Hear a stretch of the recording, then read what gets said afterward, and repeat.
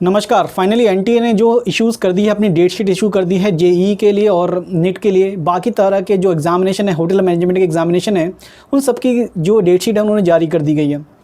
अब जो सबसे जो करंट जो प्रोटेस्ट आ रहा है वो जेईई की तरफ से आ रहा है। हालांकि कल जो एग्जामिनेशन है, यानी कल 29 तारीख को जो एग्जामिनेशन है वो होटल मैनेजमेंट के जो स्टूडेंट हैं जो एंट्रेंस टेस्ट दे रहे हैं उनका एग्जामिनेशन है। तो कल भी हमें पता चल जाएगा कि किस तरीके से जो उनका टेस्ट है वो सक्सेसफुल हुआ है या प्रोटेस्ट हुआ है।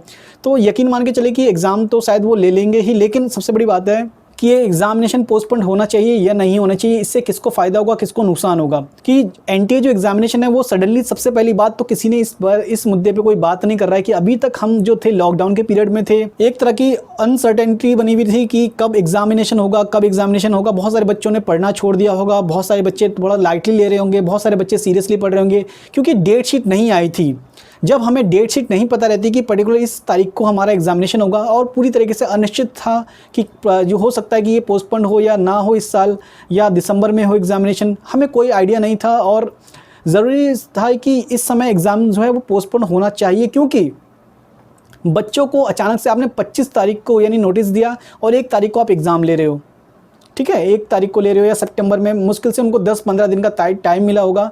लेकिन हो सकता है कि बहुत सारे बच्चे बहुत अच्छी फैसिलिटीज़ में होंगे, उन्होंने घर में ऑनलाइन 1-to-1 टीचर्स कोचिंग भी पढ़ाई करी होगी। लेकिन ये बात हो सकती है मेट्रोपॉलिटन सिटीज़ की, ये बात हो सकती है जो बहुत बढ़िया जो हमारे जो ऑनलाइन प्लेटफॉर्म है उससे उन्होंने लाखों रुपए का जो कोचिंग ली होगी उन्होंने, और बहुत अच्छी तरीके से तैयारी कर भी रखी होगी। लेकिन अगर आप बात करते हो बिहार की, यूपी की, हरियाणा की, असम की, जो दूर दराज के जो गांव के बच्चे हैं उनकी, तो अभी वहाँ पर जो सिचुएशन है बहुत ख़राब है। ऊपर से वहाँ पे लॉकडाउन भी चल रहा है। बिहार में फॉर एग्जांपल वहाँ पे पूरी तरीके से अभी बाढ़ की परिस्थितियाँ हैं।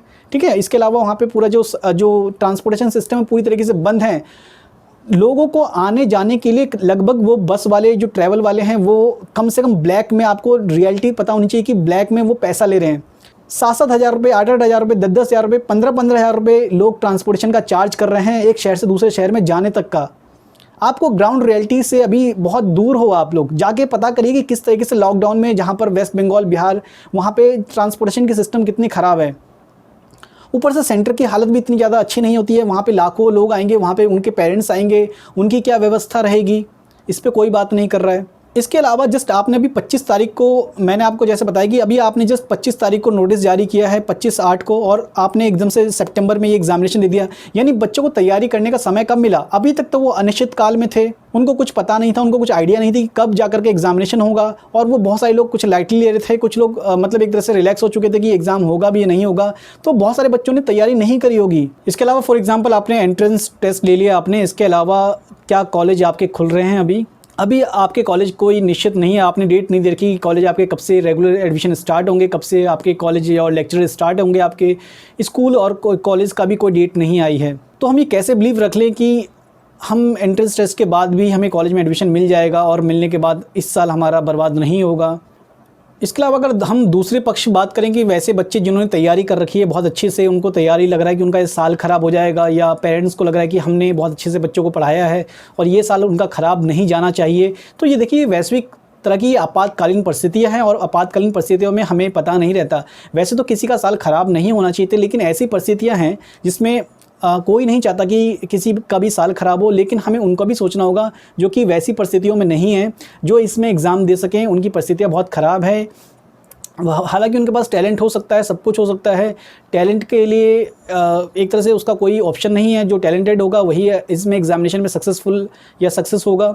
लेकिन हमें यहाँ पे ये चीज़ें भी होगी कि अभी सिचुएशन नॉर्मल नहीं है। ये अभी जो है हमारा लॉकडाउन का पीरियड था, इस समय में ऐसे में एक तरह से बहुत ही आप इतने दिनों से जो हॉस्पिटल से लेकर, स्कूल से लेकर, कॉलेज से लेकर सबने आपने बंद किया, तो बंद कर रखा था। लेकिन अब लाखों की संख्या में जब लोग सेंटर्स में या बाहर जाएंगे तो जाहिर सी बात है कि इसमें परेशानी होगी, क्योंकि हमारे यहाँ जो बच्चे हैं लाखों में हैं और जो नंबर्स हैं हमारे यहाँ बहुत ज़्यादा रहता है। ये यूरोपियन कंट्रीज़ या अमेरिकन कंट्रीज़ नहीं है जहाँ पर अभी भी ये सब चीज़ें अभी बंद हो रखी है, बिल्कुल क्लोज कर रखा है उन्होंने। लेकिन हमारे यहाँ जबकि पॉपुलेशन इतनी ज़्यादा है और हर चीज़ में कॉम्पिटिशन इतना हाई है, तो वहाँ पर हम ये समझ सकते हैं कि सोशल डिस्टेंसिंग जैसी चीज़, क्योंकि रियलिटी में ग्राउंड लेवल पे हम सब कुछ एक तरह से भूल जाते हैं और सब कुछ एक तरह से वैसे ही होता है जैसे रोज़मर्रा के लाइफ में होता है। तो यहाँ पर ये चीज़ कह देना कि एकदम से हम एग्ज़ाम जो है वो एकदम सक्सेसफुल कंडक्ट करा लेंगे, एग्ज़ाम तो कंडक्ट हो जाएगा, लेकिन इसमें जो बहुत सारा जो नंबर्स है, जो कोविड के जो पेशेंट है उनका जो नंबर है वो और राइज़ होगा, क्योंकि ज़ाहिर सी बात है कि जब बहुत सारे लोग आएंगे, जब बहुत सारे पेरेंट्स आएंगे और बहुत सारे लोग नहीं आ पाएंगे, बहुत सारे लोग बीमार भी होंगे, उसके अंदर वो आपके साथ भी बैठे होंगे, तो बहुत सारी चीज़ें हैं, बहुत ये सब चीज़ें हमें समझना होगा, जिसकी वजह से ही ये इस समय एग्ज़ाम जो है वो सही नहीं है। क्योंकि जब एग्ज़ाम होगा तो एग्ज़ाम सबके लिए बिल्कुल इक्वल होना चाहिए और इक्वल में जो परिस्थितियाँ बिल्कुल समान होनी चाहिए, तभी जा कर के हम कह सकते हैं कि हमारा जो एनटीए का एग्ज़ाम है, जो भी हमारे एंट्रेंस टेस्ट है वो बिल्कुल सक्सेसफुल रहें। तो अपना आपको क्या लगता है कि ये एग्ज़ाम कंडक्ट होना चाहिए या नहीं होना चाहिए, आप नीचे कमेंट में लिखिए। Thank you.